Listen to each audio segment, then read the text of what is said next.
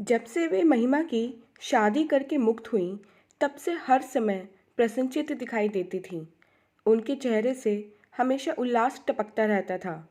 मेहरी से कोई गलती हो जाए, दूध वाला दूध में पानी अधिक मिलाकर लाए अथवा झाड़ू पोछे वाली देर से आए, सब माफ था। अब वे पहले की तरह उन पर बरसती नहीं थीं। जो भी घर में आता, उत्साह से उसे सुनाने बैठ जाती कि उन्होंने कैसे महिमा की शादी की, कितने अच्छे लोग मिल गए, लड़का बड़ा अफसर है, देखने में राजकुमार जैसा, फिर भी एक पैसा दहेज का नहीं लिया। ससुर तो कहते थे कि आपकी बेटी ही लक्ष्मी है, और क्या चाहिए हमें। आपकी दया से घर में सब कुछ तो है, किसी बात की कमी नहीं।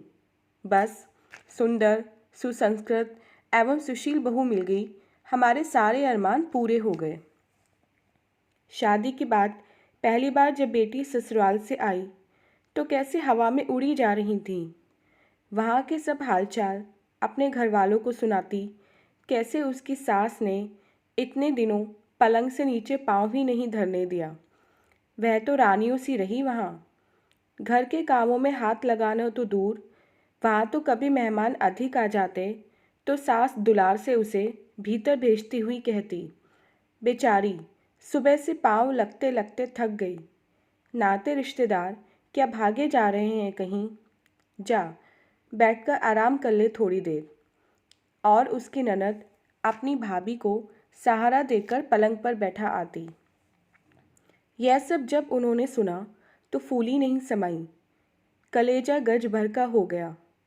दिन भर चाव से रस ले लेकर वे बेटी के ससुराल की बातें पड़ोसिनों को सुनाने से भी नहीं चूकती। उनकी बातें सुनकर पड़ोसिन को ईर्ष्या होती। वे महिमा के ससुराल वालों को लक्ष्य कर कहती, कैसे लोग फंस गए इनके चक्कर में। एक पैसा भी दहेज नहीं देना पड़ा बेटी के विवाह में, और ऐसा शानदार रोबीला वर मिल गया, ऊपर से ससुराल में इतना लाड़ प्यार। उस दिन अरुणा मिलने आई तो वे उसी उत्साह से सब सुना रही थीं। लो जी, महिमा को तो एमए बीच में छोड़ने तक का अफसोस नहीं रहा। बहुत पढ़ा लिखा खानदान है। कहते हैं एमए क्या, बाद में यहीं की यूनिवर्सिटी में पीएचडी भी करवा देंगे। पढ़ने लिखने में तो हमेशा महिमा आगे ही रही है। अब ससुराल भी कद्र करने वाला मिल गया। फिर क्या महिमा नौकरी करेगी जो इतना पढ़ा रहे हैं? अरुणा ने उनके उत्साह को थोड़ा कसने की कोशिश की। नहीं जी, भला उन्हें क्या कमी है जो नौकरी करवाएंगे।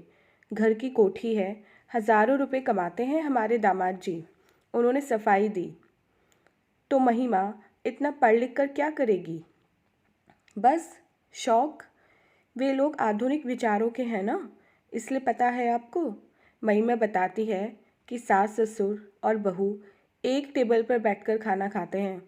रसोई में खटने के लिए तो नौकर चाकर हैं, और खाने पहनाने के ऐसे शौकीन हैं कि पर्दा तो दूर की बात है, मेरी महिमा तो सिर भी नहीं ढकती ससुराल में।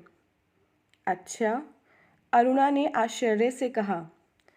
मगर शादी के महीने भर बाद लड़की ससुराल में सिर तक न ढके, यह बात उनके गले नहीं उतरी।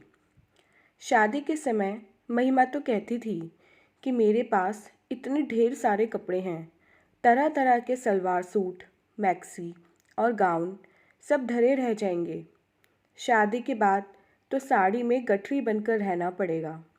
पर संयोग से ऐसे घर में गई है कि शादी से पहले बने सारे कपड़े काम में आ रहे हैं। उसके सास ससुर को तो यह भी एतराज़ नहीं कि बाहर घूमने जाते समय भी चाहे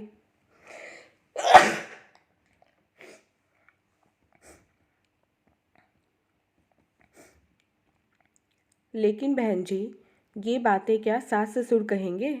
यह तो पढ़ी लिखी लड़की खुद सोचे कि आखिर कुंवारी और विवाहिता में कुछ तो फ़र्क है ही।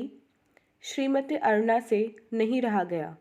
उन्होंने सोचा कि शायद श्रीमती अरुणा को उनकी पुत्री के सुख से जलन हो रही है, इसलिए उन्होंने और रस लेकर कहना शुरू किया, मैं तो डरती थी।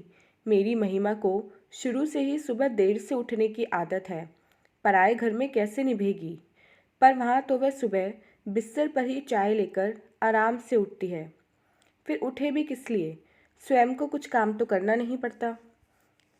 अब चलूँगी बहन जी, श्रीमती अरुणा उठते उठते बोली। अब तो आप मयंक की भी शादी कर डालिए, डॉक्टर हो ही गया है। फिर आपने बेटी विदा कर दी। अब आपकी सेवा टहल के लिए बहू आनी चाहिए। इस घर में भी तो कुछ रौनक होनी ही चाहिए। कहते कहते श्रीमती अरुणा के होठों की मुस्कान कुछ ज़्यादा ही तीखी हो गई। कुछ दिनों बाद महिमा के पिता ने अपनी पत्नी को एक फ़ोटो दिखाते हुए कहा, देखो जी, कैसी है ये लड़की अपने मयंक के लिए। एमए पास है, रंग भी साफ है। घर बार कैसा है?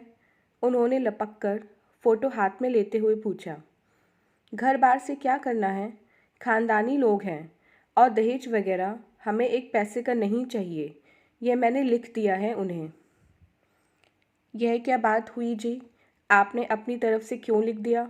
हमने क्या उसे डॉक्टर बनाने में कुछ खर्च नहीं किया? और फिर वे जो देंगे उन्हीं की बेटी की गृहस्थी के काम आएगा। मयंक भी आकर बैठ गया था और अपने विवाह की बातों को मज़े लेकर सुन रहा था।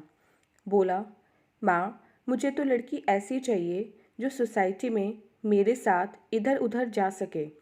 ससुराल की दौलत का क्या करना है? बेशर्म, माँ बाप के सामने ऐसी बातें करते तुझे शर्म नहीं आती?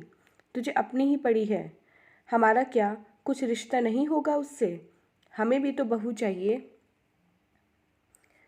ठीक है, तो मैं लिख दूँ उन्हें कि सगाई के लिए कोई दिन तय कर लें।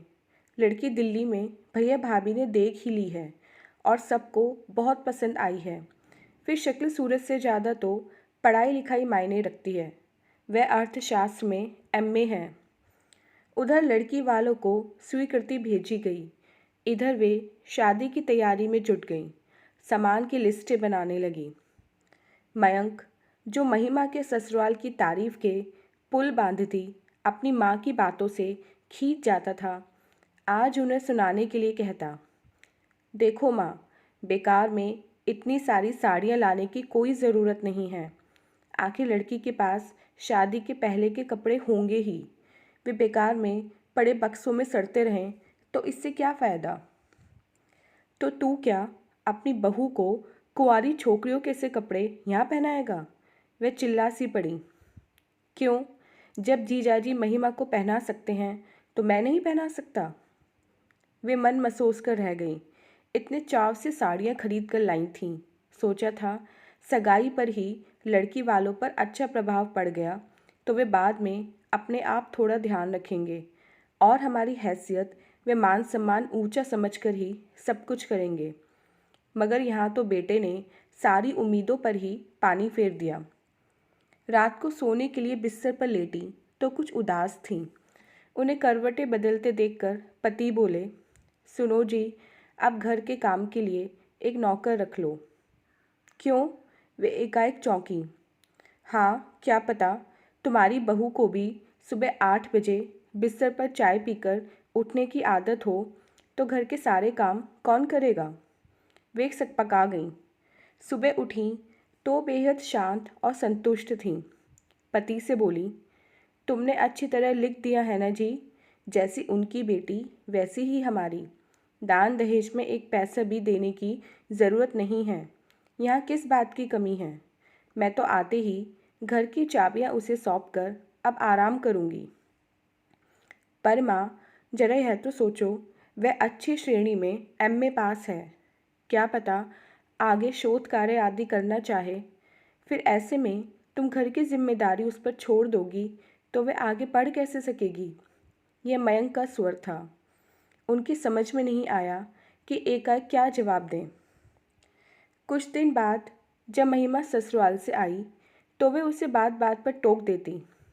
क्यों री, तू ससुराल में भी ऐसे ही सिर उघाड़े डोलती रहती है क्या? वहाँ तो ठीक से रहा कर, बहुओं की तरह, और अपने पुराने कपड़ों का बक्सा यहीं छोड़कर जाना। शादीशुदा लड़कियों को ऐसे ढंग नहीं सुहाते। महिमा ने जब बताया कि वह यूनिवर्सिटी में दाखिला ले रही है तो वे बरस ही पड़ी। आप क्या उम्र भर पढ़ती ही रहेगी? थोड़े दिन सास ससुर की सेवा कर।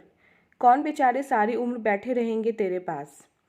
आश्चर्यचकित महिमा देख रही थी कि माँ को हो क्या गया है।